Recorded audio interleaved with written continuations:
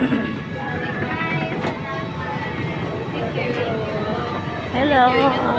Okay.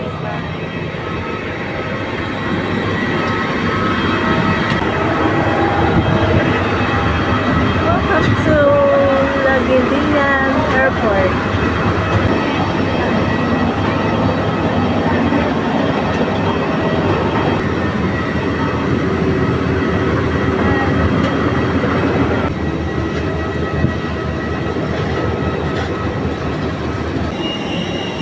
Ay, kainit.